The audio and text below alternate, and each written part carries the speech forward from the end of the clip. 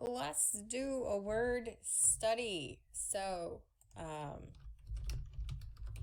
I've done this before too many times. We're going to do it again. But of that day and hour knoweth no man, no, not the angels of heaven, but my Father only. And then Mark 13:32 has the inclusion of the Son. The Bible does not say no man knows the day or the hour. It says, but of that day and hour knoweth no man. What people have interpreted, the reinterpretation of the verse, which says no man knows the day or the hour, they have reinterpreted that to be like on a calendar day. But the verse doesn't say no man knows the day or the hour. It says, but of that day and hour knoweth no man. I know I'm repeating myself, but it's important that we understand what the verse actually says and also what it means. Of that day and hour. The previous verse says, the heavens and the earth shall pass away, but my word shall not pass away. So of the day and the hour that it's referring to is the passing away of the heavens and the earth. Now, clearly, there is a day count attached to Daniel's 70th week. And there is the return of Jesus Christ at the second coming as prophesied in 2 Peter 3, where the heaven shall be destroyed by fire. He's going to burn the earth and the works therein up. So when we look at this verse, according to what it says, and we look at the context in which it says it, which is the day that the heavens and the earth pass away, and we understand that there's a day count attached to that event, then clearly it's going to have nothing to do with one's ability to know on a calendar date what it's talking about. There's going to be something else intended. And indeed there is. And I was reminded of this principle as I was writing my paper last night, which I'm going to finish and turn in tonight, because there's a term in there that has every bearing on the importance of understanding what this is. And I had not understood, I had probably seen it before, but I just had glossed over it or not understood. Somebody brought this to my attention a few months ago. The difference between a priori and a posteriori knowledge. So also we need to understand that the New Testament was written in Greek, and the Greeks have several different words for know. There is one English word for know. There are many Greek words for know. And so when we do our word study, which I'm going to do right now, Bible, let's go to Bible Hub. Matthew 24:36. We have more ability to understand that this is not talking about on a calendar date, that this is talking about knowledge absent of experience, in contrast to knowledge present of experience, which is the definition of a priori, or it's the contrast between a priori knowledge versus a posteriori knowledge. Is you can have theoretical, conceptual knowledge of something without experiencing it. That's what the Bible is. Bible prophecy is. It's theoretical, conceptual knowledge without the experience of the events.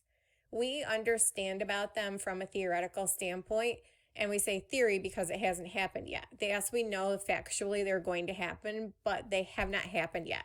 So our knowledge about the second coming, about the passing away of the heavens and the earth, about the return of Jesus Christ, about all the prophetic events that have not happened are from a theoretical standpoint. They're from a conceptual standpoint. It's knowledge absent of experience. That's what a priori means.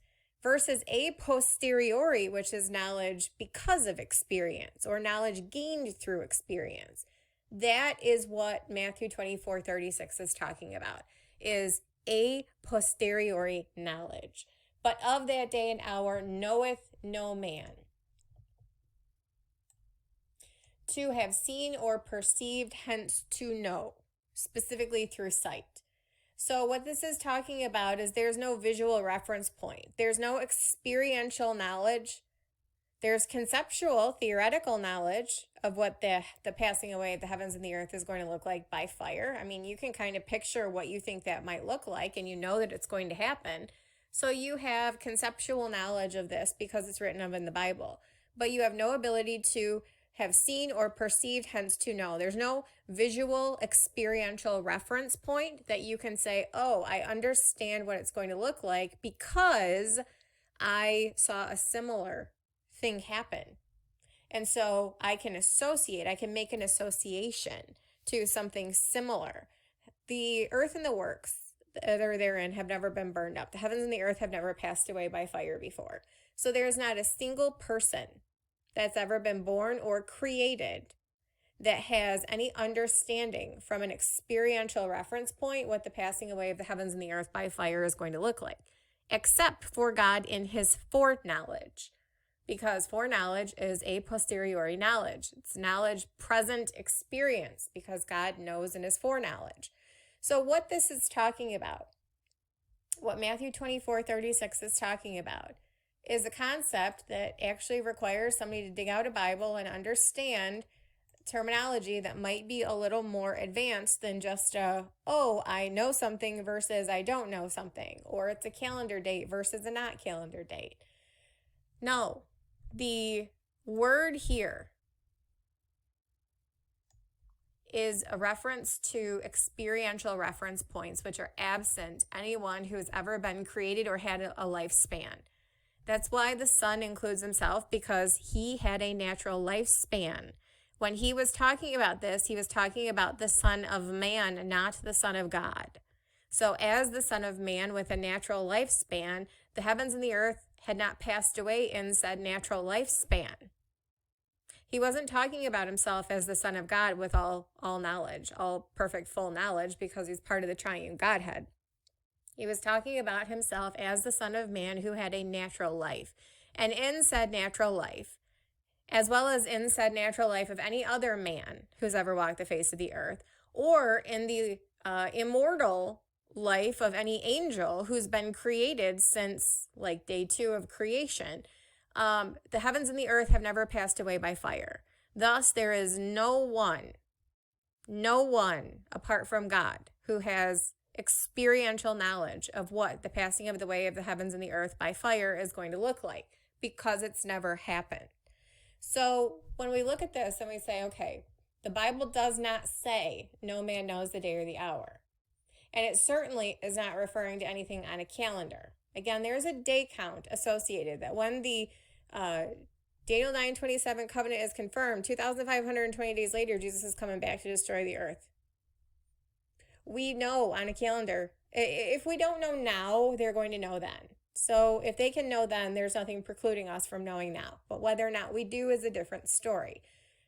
Aside from that, there is nothing that is going to preclude anyone in the future from knowing specifically on a calendar when that is going to occur, the passing away of the heavens and the earth, because you know that it's tied to the second coming and there is a dang day count associated to the second coming. That knowledge is not being hidden. Again, whether or not you know it is a different story. It doesn't mean it's being hidden just because you don't know it. But that's not what the context of this is. The context of this is a priori versus a posteriori. And you're looking at us being able to know absent experience. We can know because it's written all over the Bible what the passing of the way of the heavens and the earth is going to look like from a conceptual standpoint. We haven't observed it, thus we have not experienced it visually. So we can't say from experience, I know what it's going to look like. But we can conceptually read about it all through the Old and New Testament, major, minor prophets, and Revelation beside. Like we can know from a theoretical standpoint what the passing away of the heavens and the earth is going to look like, even down to the day upon which it is going to occur. But what we can't know is from visual experience, because there's no reference point. There's no association that we can make to any event that has similarly occurred that we can point to and say it's going to be like that. We can't do that, which is why it says, but of that day and hour knoweth. There is no reference point that exists that we can use to gain experiential knowledge. It's going to be one of those things where you're just going to have to be there to see it. And then you will know, quote unquote. This verse has been so taken out of context, and it allows people, it facilitates the dumbing down of scripture. It doesn't mean that we do know. There's nothing precluding us from knowing on a calendar date when the passing away of the heavens and the earth is going to be. It's not talking about the rapture. It's talking about the passing away of the heavens and the earth, which is the content of the previous verse.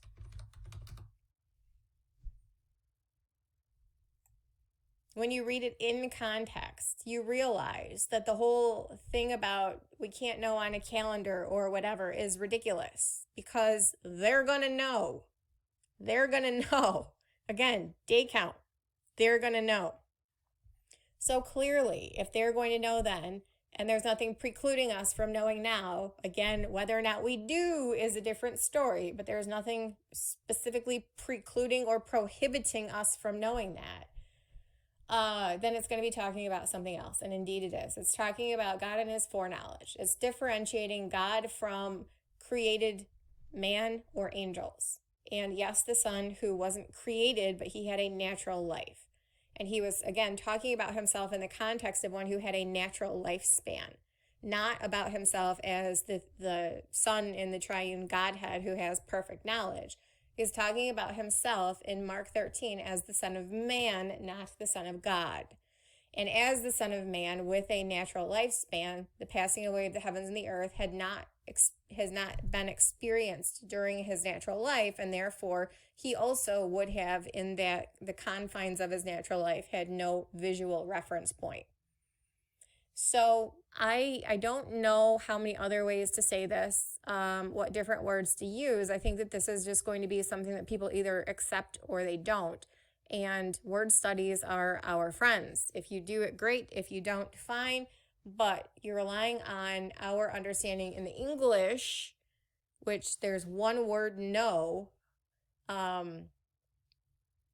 when in other languages, especially Greek, there are different words for that same English word, which have different meanings. I will leave you with this, because this is an even yet different Greek word.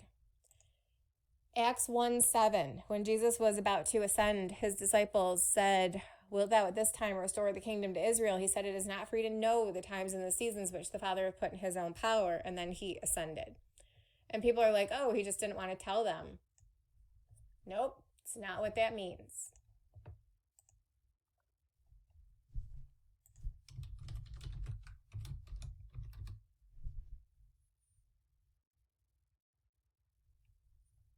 It is not for you to know. This is a different Greek word. This is not oida. This is not to have seen or perceived, hence to know. This is to come to know, to recognize, to perceive. And this means specifically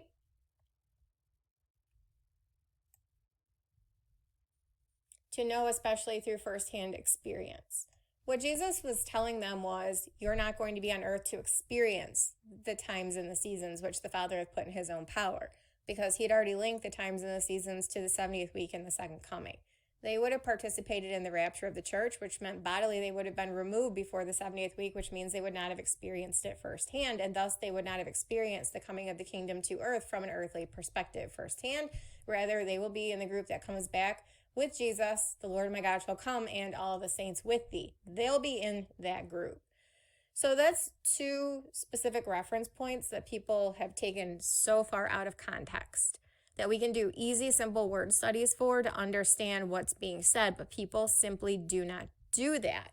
And then they will throw out this, no man knows the day or the hour, or he wouldn't even tell his disciples, it's not for you to know the times and the seasons. All of it, regardless of which Greek word, which they are different, regardless of which Greek word is being used, it's talking about firsthand referential, experiential knowledge. One he was telling they're not going to have, and the other saying we don't have because it's never happened before. The context of the statements is different, but the primary reason for his stating these things was the same, and that's you don't know and you won't know until it happens. And the other one, you're just simply not going to be here for it because I'm going to remove you ahead of time, which is what Acts 1:7 is all about. So I feel like I'm preaching to the choir. Like, the people who are going to be watching this video are not the people who need to be watching this video, but I was writing a paper and came across the phrase a priori, and I'm like, okay, well, since it's on my mind now, then I should just do a video. So let's do a priori. This is the phrase that's in my paper. Relating to or denoting reasoning or knowledge which proceeds from theoretical deduction rather than from observance or observation or experience. There is nothing that the Bible is hiding from us that we can't know from a theoretical conceptual standpoint about prophecy. What you aren't going to have is experiential knowledge until it actually happens, which means then that knowledge will move from a priori, which is knowledge without experience, to a posteriori, which is knowledge because of experience.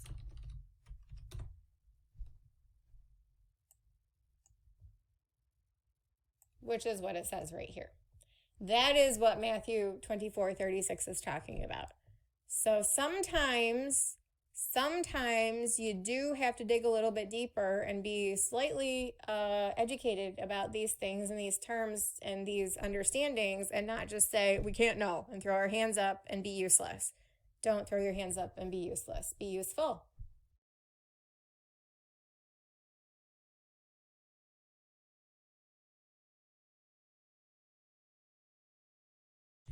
Hello, my loves, and welcome to our study of the book of Joel.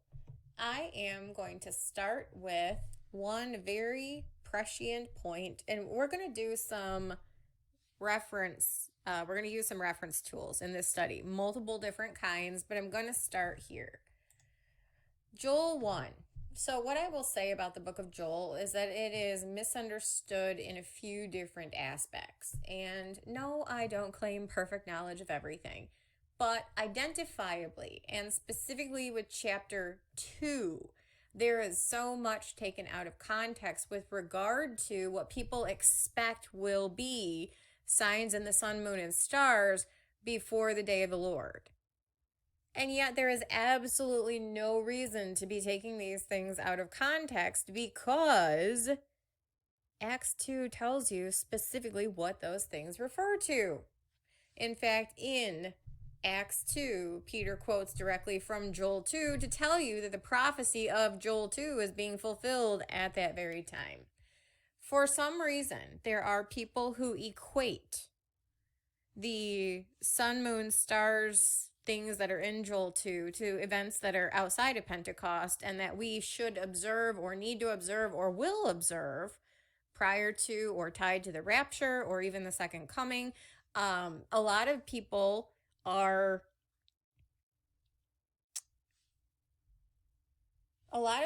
take these things out of context, in my experience, are not pre-tribbers, because they're looking for signs to occur in the lead up to the rapture, say, and they're tying these signs to things in the book of Revelation and suggesting that we are going to be here to see them. I look forward to going through this book to clarify context on a lot of things. Joel is, in my opinion, the mightiest of the minor prophets. The exception to that might be Zechariah, but I would say Joel is my favorite for a reason, and so I will do my best to do justice to this book. Having said that,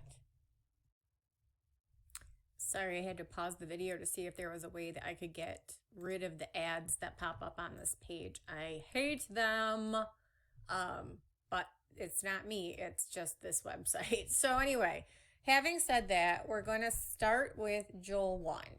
And I'm not going to go through the whole chapter. What I'm going to do is enter you into this book to show you what the context is that we're going to use throughout all 3 chapters, because this gives us placement into the end times. And the book is going to, I want to say, jump around a bit, because it's not, but there is context established to where you need to back up to an incident that occurred in order to understand how it factors into the end times. Kind of like Revelation 11 does. You've not been introduced to the temple or the two witnesses prior to trumpet 6, yet they will have been there. But you're being brought up to speed and they're being introduced near the midpoint because trumpet 6 is related to the death of the two witnesses whose time to prophesy